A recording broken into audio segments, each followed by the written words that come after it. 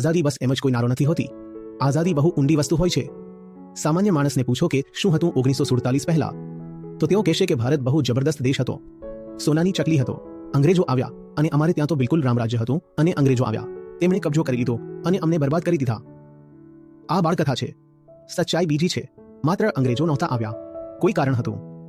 Dutch, Portuguese, French બધા આવ્યા હતા. જો અંગ્રેજો ન હોત તો કોઈ બીજી યુરોપિયન સત્તા હોત. તમે એટલા દુર્બળ હતા કે કોઈને કોઈ તો તમારા પર છવાઈ જ જાત. ઘણા એવા રાજા રજવાડાઓ છે જેમને આપણે બહુ ઇજ્જતની નજરથી જોઈએ છીએ ને તેમણે પણ સ્વાગત કર્યું હતું ફ્રેન્ચોનું અને પોર્ટુગીઝોનું.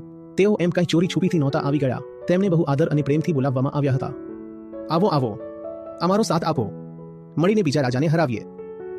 તમને શું લાગે છે કે કેટલા અંગ્રેજો હતા જ્યારે અંગ્રેજો અને મરાઠાઓની લડાઈ થઈ, ટીપુ સુલતાનની લડાઈ થઈ, શીખો સાથે લડાઈ થઈ? તમને શું લાગે છે કે એ યુદ્ધોમાં અંગ્રેજોની સેનાઓમાં અંગ્રેજો કેટલા હતા? આ બધું જઈને થોડું વાંચો તો તમને ખબર પડશે કે ગુલામી ક્યાંથી આવી. આઝાદ તો આપણે હતા જ. આવી ગુલામી, અને ગુલામી ક્યાંથી આવી તે આપણે સમજવા નથી માંગતા, સ્વીકારવા નથી માંગતા, કારણ કે તેનાથી આપણા અહંકારને ઠેસ પહોંચે છે.